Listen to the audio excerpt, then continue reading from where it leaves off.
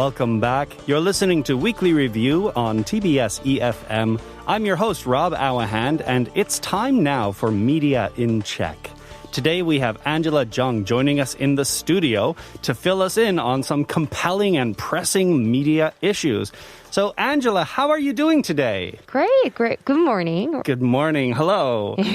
It's nice to see you today, and I have a question for you. Yes. How often do you get hooked into a TV show? Mm-hmm. You know, when you have to watch like season 1 on Saturday and season 2 on Sunday? Yeah. How often does that happen for you? So these days, I've been watching multiple shows on multiple platforms. Okay. I gotta say, it's a hobby that I sort of gotten since COVID, and especially after I got married, my husband and I just find something to do, and we just get really interested in these great shows on, just a lot of OTT platforms these days. Yeah, so. that's right.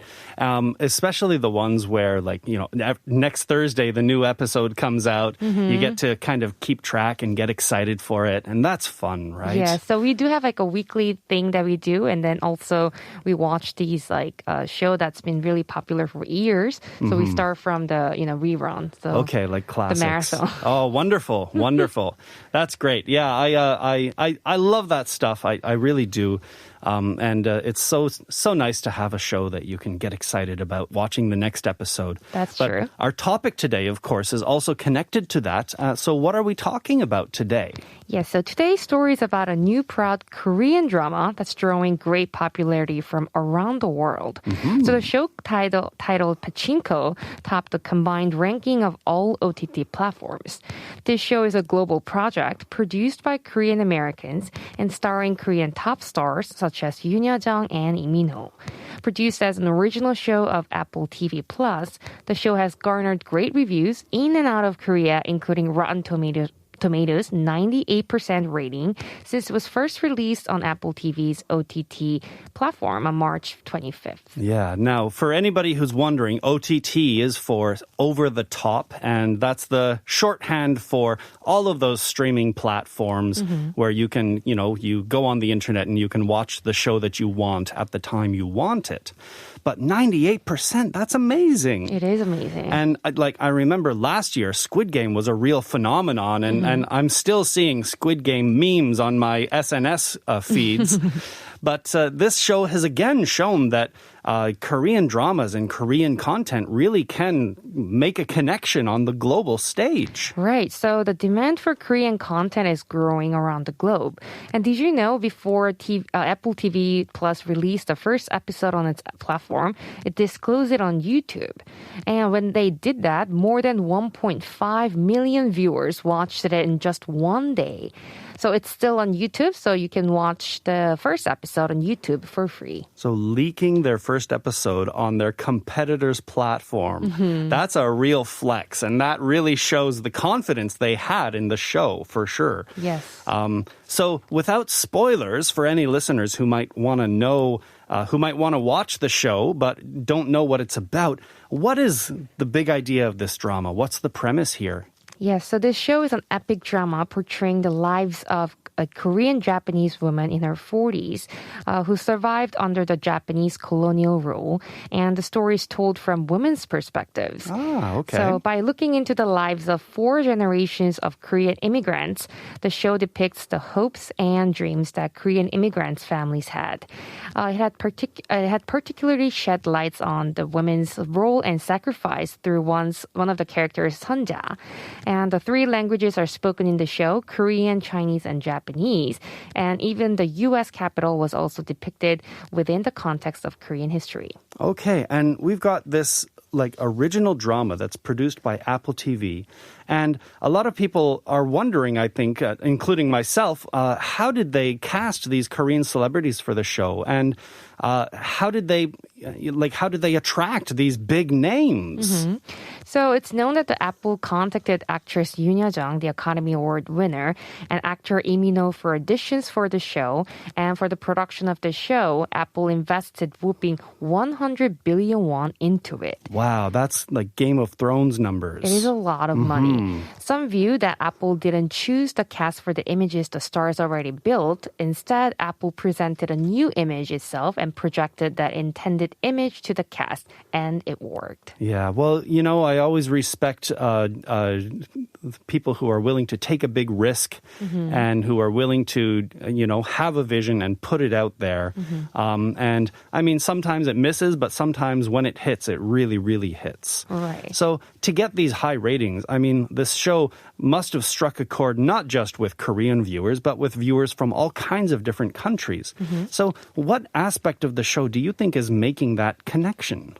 So the author of the original novel, Lee Min-jin, was Korean-American living as an immigrant in the U.S. And I remember this novel was a big hit in the U.S. Okay. So she's better than anyone at portraying the pain that aliens of a foreign country feel because she can fully understand what it feels like to be a person who doesn't belong to either country. Yeah. It's a great novel, by the way, so everyone should probably read it before they watch the show. Go look it up. Yeah. Yes. Okay. And another contributing aspect for Pachinko's popularity and good reviews is that since the show is popular without any action scenes or heroes, and since it deals with many historical facts during the Japanese colonial period, the producers are known to have thoroughly studied historical evidence for any possible errors, and even checked whether the props for the show matched the period, and they reached out to U.S. historians to describe Korean history from the U.S. perspectives. So it's assessed that the show sheds light on the painful history of the Korean people without any distortion. Yeah, and you know, in the big picture, that accuracy on the historical details is really important. But on the small picture, those little details too can matter a lot, and getting the story right is good. But then, like when my wife watched Ungdap Hara, you know, she would say, "Oh, I used to eat that candy when I was a kid," right. and my brother used to have that tape player, and he and yeah, that's the album art from the first CD that I bought, and those little details. Those little details make the show feel real for the people watching it. For sure, yes. Now, these days, there's fierce competition between the different streaming platforms, the OTT companies. Apple TV Plus is a latecomer to the market, but it's really going big with big splashy investments and impressive shows. I've been watching the show Ted Lasso on that platform, and then there's Pachinko, and the movie Coda won 3 Academy Awards last week. So it seems like Netflix is maybe getting stiffer competition from Apple TV Plus than they might have expected. What's Apple TV Plus doing right to grab the spotlight and maybe grab the initiative from its competitors like this? So Apple TV Plus was launched in November last year, so not long ago. But back then, its business was not doing really well because it had its own operating system exclusive to their platform, and the viewers were given a very narrow selection of videos, which was only 70 media content. Yeah, I remember seeing criticism saying basically like, hey, you know, cool app, but there's nothing there. But the Apple invested a tremendous amount of money in content development, maintaining its focus on producing good quality original shows instead of quantity-based selection. Yeah. And its effort resulted in the back-to-back success of We Crashed, Coda, and Pachinko. Yeah. Now, as we said earlier, I mean, Korean dramas are doing well on the global stage. And as a person living in Korea yourself, what do you think is the appeal of these Korean dramas that connect with popular culture? Yeah, so I heard the Netflix popular drama rankings from last year show 10% of the top 70 popular dramas are Korean dramas, which is quite remarkable. And not only original dramas produced by OTT platforms, but also the Korean dramas that are being aired recently are also popular on the OTT platforms. Yeah. So Pachinko keeps the momentum going for Korean dramas following Squid Game. And furthermore, as Apple TV Plus did, more and more global OTT platforms are producing Korean dramas because Korean dramas are not just popular, they're highly cost effective. Oh, really? So, for example, 2.5 billion was spent on Squid Game, but it generated profits of 1 trillion won. It's a very good news that building on this momentum, Korea aims to solidify its position in Hollywood and to become the world's second strongest content powerhouse in the world. So what's missing is that we have few homegrown OTT platforms that are as popular as those in overseas. Yeah, number 2, that's an ambitious goal. I think I hear Bollywood calling, but clearly Korean creators are ambitious and they're finding connections with viewers worldwide. So we'll have to keep watching for an OTT platform that can join the big names like Apple and Apple TV Plus and Netflix and the rest. So do you switch back? You mentioned you have a bunch of OTT shows you like. Do you find yourself switching back and forth a lot? I do. I used to only stick to one because I don't want to pay all the subscription fees for all the platforms. But a lot of these days they offer free trials and I share some of the accounts with the family. They do have a family account. So I do switch back and forth. What about yourself? I see. I'll be honest. I find it a little dizzying to try and keep track of all the different streamers. And there's a little fear of missing out, but I mean, people complain about, I have to pay $100 a month for cable. Well, now if you put all of those subscriptions together, it's the same price as cable anyway.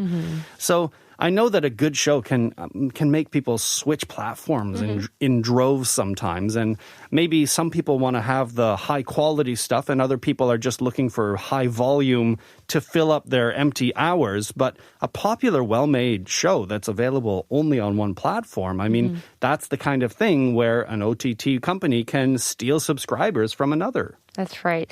So Netflix has been the most popular OTT platform for quite some time now in Korea and overseas.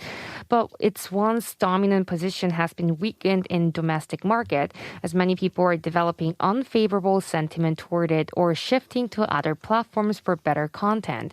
And mainly because it raised subscription fees significantly earlier this year, and Netflix might be charged for network usage, which will be then passed on to the customers.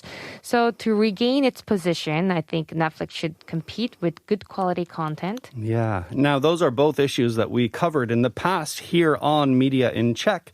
But I don't think any streaming platform right now has found that perfect balance between quality and quantity. And whichever one does figure out how to walk that tightrope to have enough volume for the person who just needs a background show, but enough quality that that people who care about the prestige and the award winners can get what they want as well. That number one position might be up for grabs sooner than we think. All right. Well, thank you for this update on the streaming wars, Angela. Thank you. And thanks also for telling us about the success of another great Korean show.